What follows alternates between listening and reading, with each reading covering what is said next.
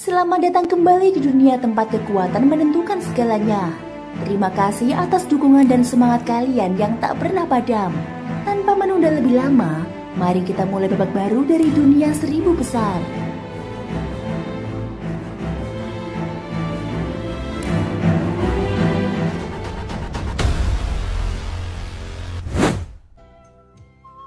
Setelah mundur beberapa langkah, tetua berparut itu berhasil menstabilkan tubuhnya. Dia menunduk memandangi tinjunya yang memerah akibat luka bakar, lalu menggeram pelan.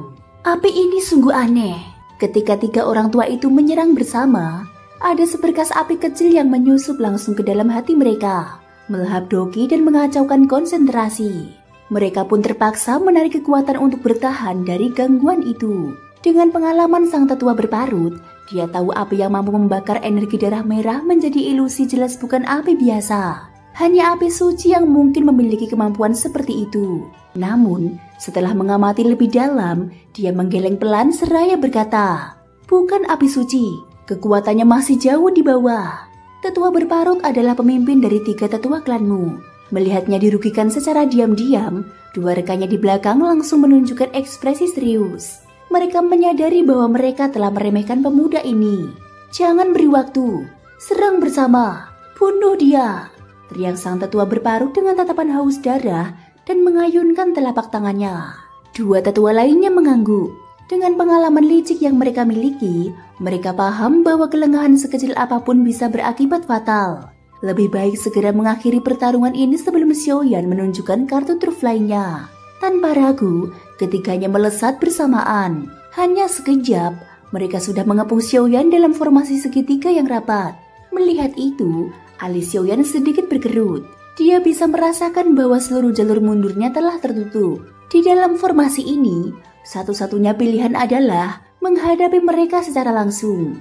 Klanmu memang punya kemampuan, tapi mengapa rela menjadi anjing penjaga kota Wu? Tiba-tiba, dia merasakan pergerakan di belakang. Tanpa ragu, dia membalik tubuh dan menghantamkan penguasa berat ke belakang. Boom! Sosok berparut muncul. Kedua telapak tangannya diselimuti energi darah, berubah menjadi cakar beruang besar yang langsung menangkap penguasa berat dengan paksa. Xiaoyan mencoba menarik kembali senjatanya namun tidak bergeming. Melihat ini, api putih susu membara dari tubuhnya dan membakar cakar energi itu hingga mengeluarkan asap. Namun tetua itu tetap tidak melepaskan. Dia meraung, urat-urat di lengannya menegang, dan dengan kekuatan mengerikan, dia berhasil merebut penguasa abadi api surgawi dari tangan Xiaoyan. Xiaoyan tidak menunjukkan reaksi sedikit pun. Dengan sinar perak di bawah kakinya, tubuhnya melesat seperti kilat, menyisakan bayangan samar. Setelah kehilangan senjatanya, aura Xiaoyan justru meledak.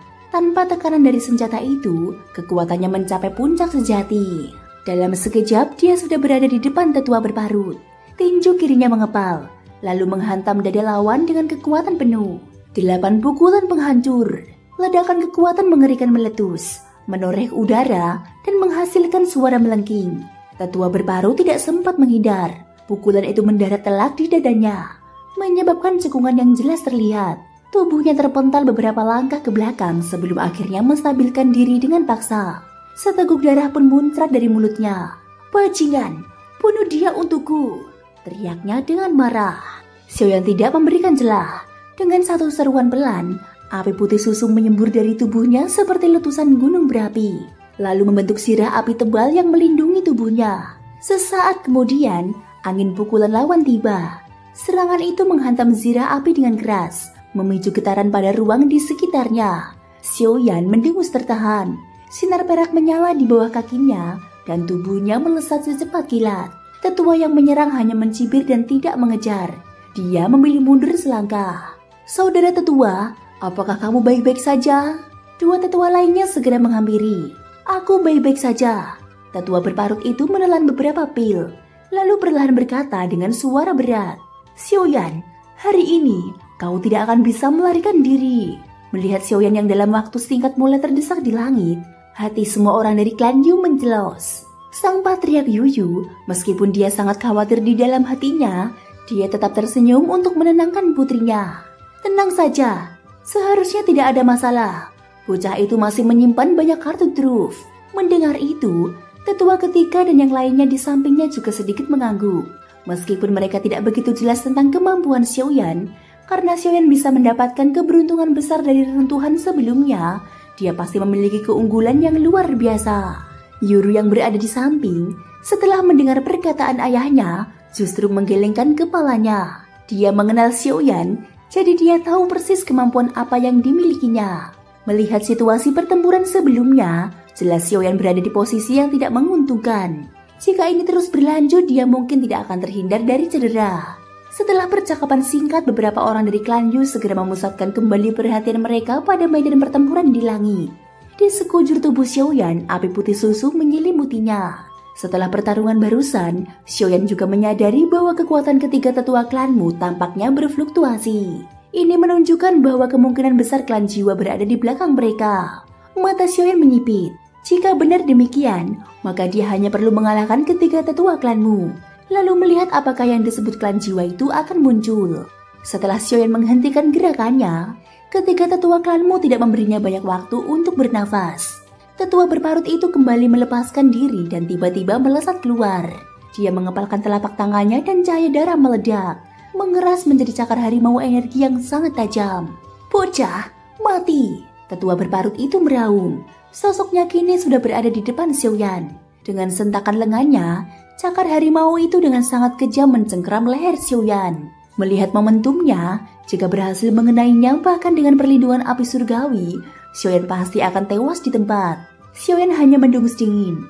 Cahaya perak aneh berkelebat di telapak kakinya. Cakar harimau datang mencengkeram dengan kekuatan angin yang tak tertandingi. Di bawah tatapan ngeri tak terhitung banyaknya orang di halaman besar klan Yu, cakar itu menghantam leher Xiaoyan.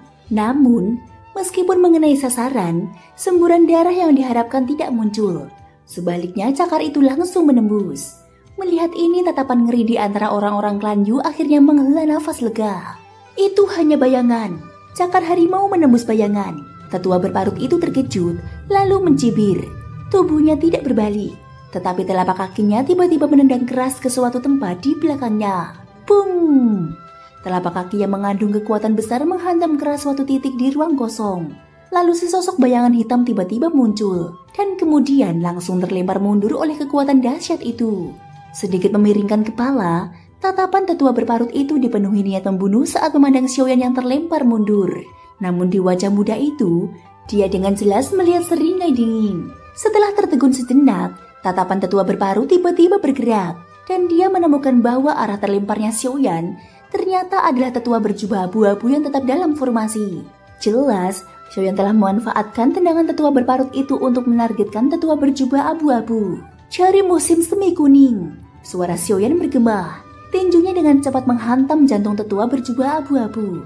Namun, tepat pada saat benturan, wajah Xiaoyan tiba-tiba berubah.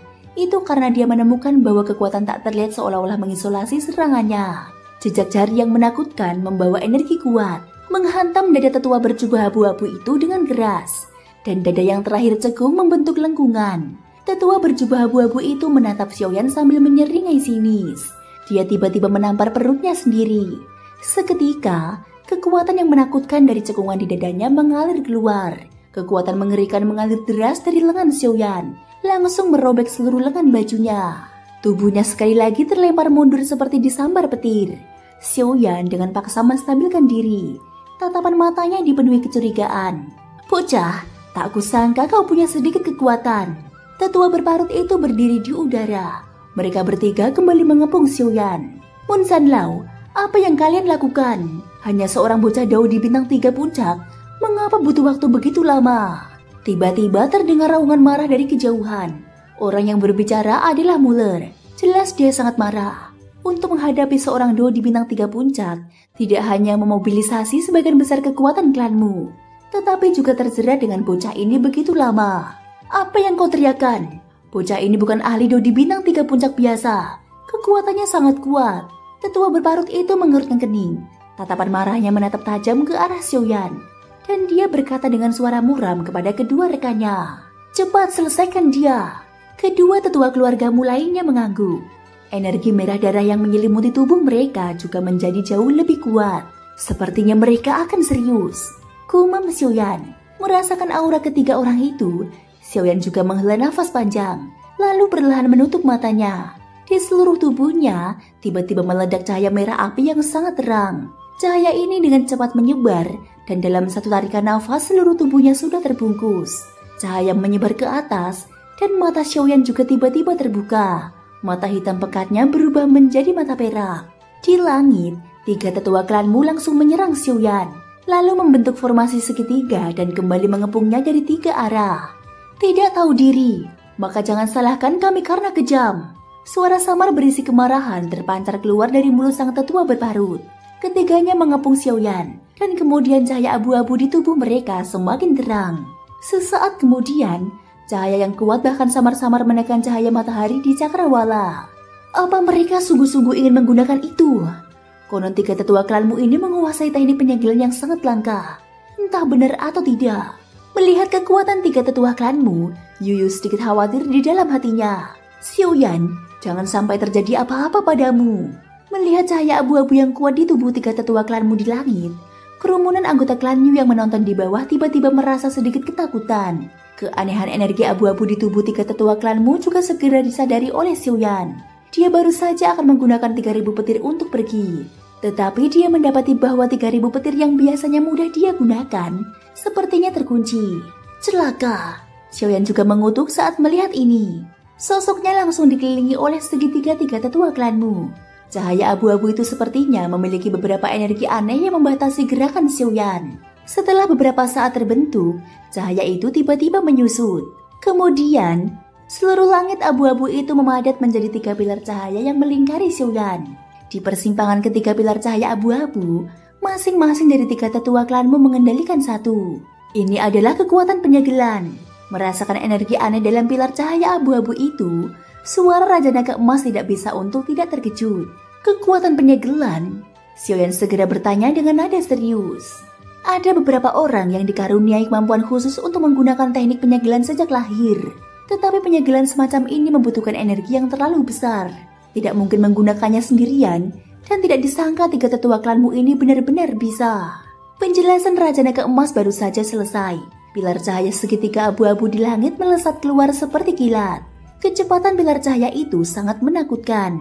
Hanya dalam satu lompatan, dia telah menekan semua ruang yang mengelilingi Xiaoyan.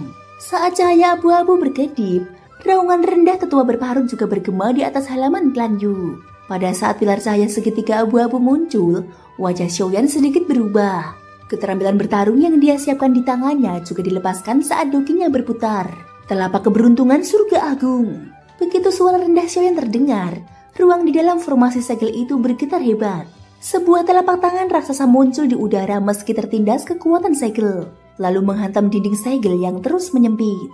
Benturan antara telapak tangan dan segel abu-abu memicu distorsi ruang, seperti tabrakan antara 2 meteor. Suara ledakan itu begitu dahsyat dan menggetarkan langit. Namun, Xiaoyan tetap terkunci di dalam segitiga cahaya abu-abu tersebut. Segel ini benar-benar memiliki kekuatan pengikat. Keparat! Xiaoyan mengumpat. Ia hendak memanfaatkan kesempatan setelah mengerahkan telapak surga agung untuk melarikan diri. Namun segel itu masih mengunci ruang dengan rapat. Jangan panik. Xiaoyan, lakukan seperti ini. Suara Raja Naga Emas perlahan terdengar, mencoba memberikan arahan. Sayangnya, telapak surga agung masih tak mampu mengimbangi kekuatan segel. Hanya dalam beberapa detik, telapak raksasa itu hancur berkeping-keping. Sementara cahaya segel hanya sedikit meredup. Setelah menghancurkan teknik serangan Xiaoyan, segel segitiga abu-abu melaju bagaikan badai, menembus tubuh Xiaoyan dalam sekejap. Saat segel menembus tubuhnya, tubuh ketiga tetua klanmu muncul di dekat Xiaoyan. Mereka sangat memahami kekuatan segel ini, kekuatan yang bahkan menguras usia hidup mereka. Namun, pada saat cahaya abu-abu itu mulai menyegel tubuh Xiaoyan dan hampir merobek lapisan perlindungan doki miliknya, api putih susu di tubuhnya tiba-tiba bergetar hebat. Dari dalam api itu, muncul seberkas cahaya mengerikan seukuran ibu jari, memancarkan kekuatan luar biasa yang bahkan mengguncang ruang itu sendiri. Cahaya itu melesat ke arah kepala tetua berparut. Namun karena tertahan oleh segel, serangannya sedikit meleset dan hanya mengenai ujung jubahnya. Bagian kain itu langsung berubah menjadi debu. Tetua berparut gemetar ketakutan. Dia tahu jika cahaya itu mengenai tubuhnya langsung, nasibnya akan sama seperti kain tersebut. lenyap tanpa sisa. Segel segitiga abu-abu telah menembus tubuh Xiaoyan. Setelah jeda beberapa detik, api putih susu di tubuh Xiaoyan pun padam seketika. Xiaoyan yang masih tergantung di langit, matanya kini terpejam. Seluruh doki di tubuhnya lenyap begitu cepat. Seolah-olah dirinya telah berubah menjadi mayat hidup. Berhasil! Melihat kondisi Xiaoyan, ketiga tetua klanmu bersorak gembira. Segel ini mengandung esensi hidup mereka. Sekali digunakan, itu akan memperpendek usia mereka. Tapi sekarang mereka berhasil.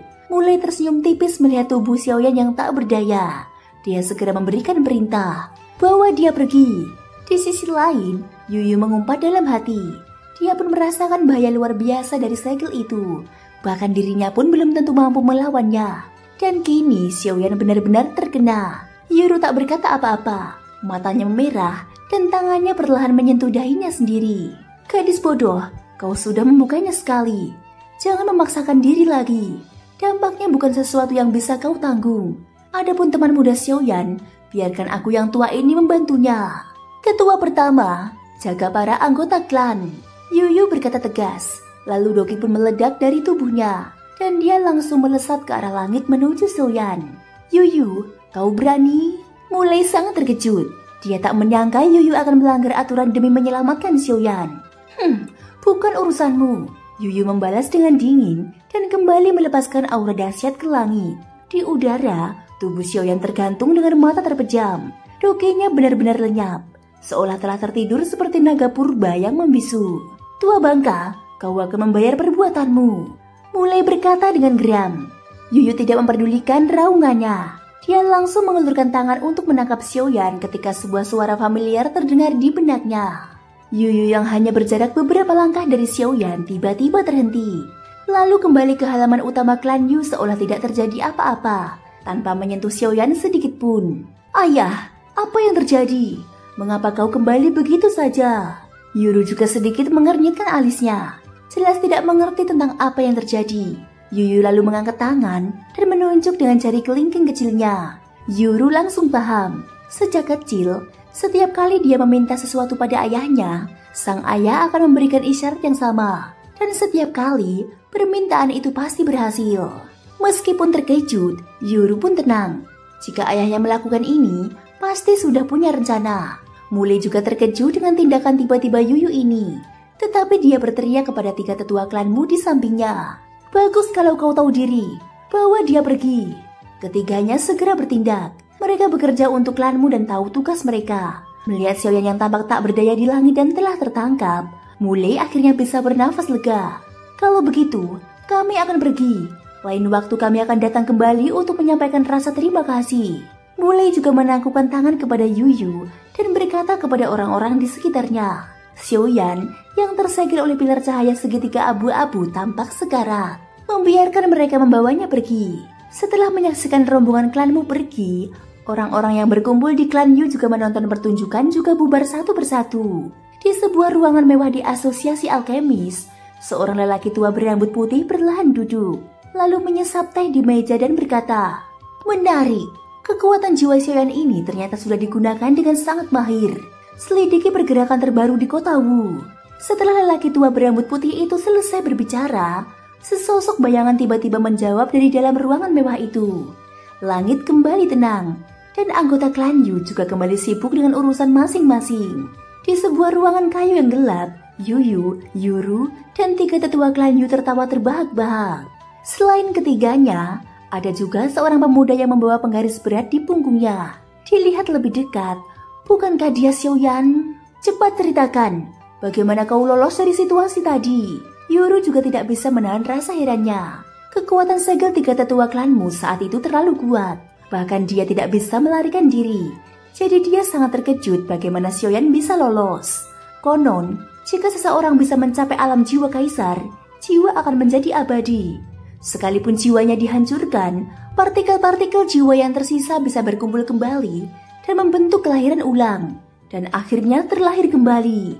Meskipun kekuatan jiwa alam surgawi tahap kesempurnaanku tidak lemah, tetapi dibandingkan dengan alam jiwa kaisar teman muda Xiaoyan, kekuatannya masih terlalu jauh. Yuyu berkata perlahan. Meskipun Yuyu adalah seorang Dodi bintang 5, tidak semua ahli memiliki kekuatan jiwa yang kuat. Benar, selama jiwa mencapai alam kaisar, tidak ada lagi perbedaan dengan tubuh utama. Saat bertarung, jiwa bisa dibagi dan bertarung bersama dengan tubuh utama. Tingkat kekompakan seperti itu tak tertandingi, dan kekuatannya berlipat ganda, kata salah satu tetua Klan Yu sambil tersenyum iri. Sebelum mencapai tingkat itu, jiwa masih sangat rapuh. Umumnya, tak ada ahli yang berani memanggil jiwanya keluar tubuh. Karena jika terluka, dampaknya bisa menghancurkan akar kekuatan seseorang. Maka, hampir tak ada yang berani mempertaruhkan itu. Namun, ketika jiwa berhasil menembus tingkat jiwa kaisar, segalanya berubah. Jiwa menjadi seperti entitas fisik lain yang sangat kuat. Bahkan pertahanannya mengagumkan. Dan jika bertarung bersama tubuh utama, kekuatan gabungannya akan sangat luar biasa. Bisa dibilang, saat seseorang memiliki jiwa kaisar, itu seperti mendapatkan rekan bertarung yang benar-benar menyatu. Dan kekuatannya ditentukan oleh kekuatan tubuh utamanya sendiri. Sebenarnya mirip dengan teknikmu yang bisa menciptakan klon jiwa. Tapi baik dari sisi kekuatan maupun bentuk, teknik itu masih kalah jauh dibanding tubuh jiwa yang otomatis terbentuk dari jiwa kaisar. Lanjut Yuyu yang memang berpengetahuan luas. Senior, jangan khawatir, itu bukan hanya klon jiwa. Dan itu tidak akan menyebabkan banyak kerugian pada diriku sendiri, kata Xiaoyan. Ho, bagus kalau begitu. Xiaoyan muda, tinggal di sini dan pulihkan dirimu. Jangan muncul dulu. Kalau mereka kembali, aku akan mengurus semuanya. Ayo kita pergi, dan biarkan Xiaoyan muda beristirahat dengan baik. Xiaoyan tahu niat baik Yuyu, dan segera berkata dengan rasa terima kasih. Terima kasih senior. Melihat ketiga orang yang telah pergi, Xiaoyan juga tertawa kecil. Pada saat kekuatan segel pilar cahaya segitiga abu-abu dari tiga tetua klanmu datang, jika bukan karena Raja Naga Emas memberitahunya tentang kegunaan klon jiwa ini, Xiaoyan pasti akan tetap tidak tahu. Dan mungkin benar-benar akan berhasil ditangkap oleh tiga tetua klanmu. Meski Xiaoyan telah memiliki dasar jiwa kaisar tingkat awal, dia belum tahu bagaimana memanfaatkan klon jiwanya. Untung saja di saat kritis, Raja Naga Emas memberitahu cara melakukannya. Kau tahu dan klanmu, aku juga telah memberimu hadiah besar. Xiaoyan bergumam pada dirinya sendiri, sambil melihat ke kejauhan melalui rumah kayu. Di kejauhan, rombongan klanmu, tetua berparut dari tiga tetua klanmu membawa Xiaoyan dengan satu tangan dan menuju kota Wu. Muller juga melihat Xiaoyan yang sekarat dan berkata, apakah kekuatan segel kalian terlalu kuat? Sampai-sampai Xiaoyan jadi seperti ini. Muller masih sulit percaya. Dia pernah bertarung dengan Xiaoyan dan tahu betul bahwa Xiaoyan licik dan tidak mudah ditangkap. Kau masih punya muka bicara? Kau orang klanmu tapi bisa-bisanya dikalahkan bocah itu. Harga diri klan kita kau injak-injak. Mulai membentak putranya dengan marah. Muller juga ingin menangis. Api putih menakutkan Xiaoyan dan teknik bertarung yang tak ada habisnya membuatnya tak berdaya. Dia kemudian mengikuti rombongan besar itu seperti orang bisu yang makan pare pahit. Thank you guys sudah mendengarkan.